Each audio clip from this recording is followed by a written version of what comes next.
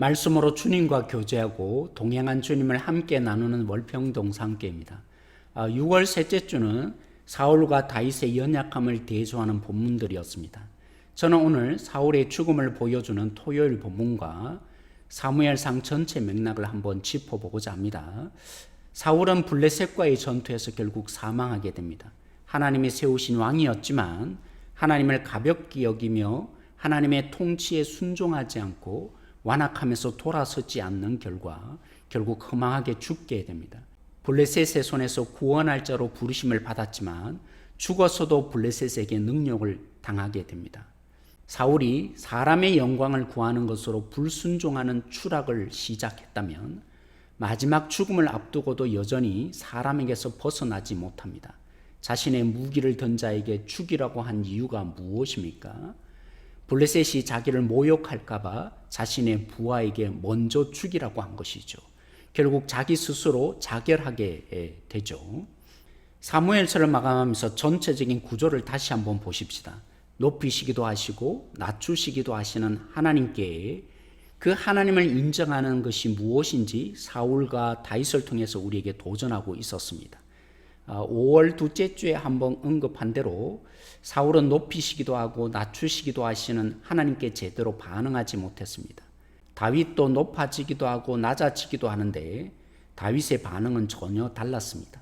예를 들면 사울은 골리앗을 이긴 다윗이 높아지는 것을 시기하여 죽이는데 몰두하는데 다윗은 하나님 손에 맡기는 태도를 보였습니다. 그런데 이런 그림만 있지 않습니다. 만약 이런 그림만 있다면 우리의 구원에 심각한 문제가 발생합니다.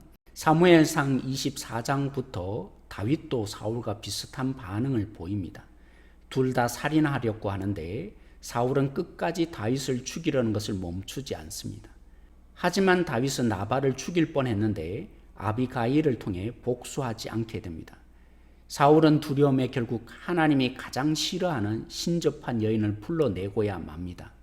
하지만 다윗도 두려움에 자신의 살 길을 찾아 블레셋 땅으로 갔죠.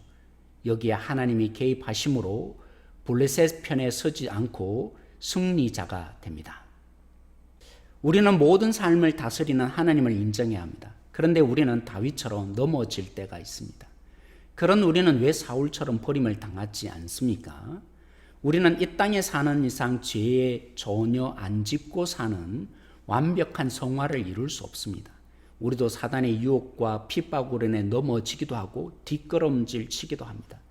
하지만 죄에 계속 머물러 있지는 않습니다. 왜 그렇습니까?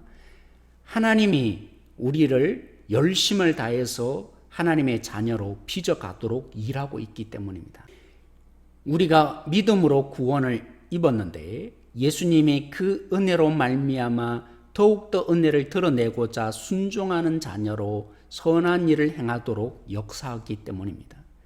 성령이 부패한 우리의 심령을 고쳐서 주님 뜻대로 살도록 인도하시며 능력을 주시기 때문입니다. 죄를 짓는 연약한 존재이기에 우리는 하나님의 긍휼을 여전히 힘입어야 합니다. 그런 우리에게 승리로 결론 나게 하시는 주님의 계십니다. 주님의 손에 꼭 붙잡혀서 승리하고 행복한 성도 되시길 소망합니다. 한 주 동안도 평안하세요.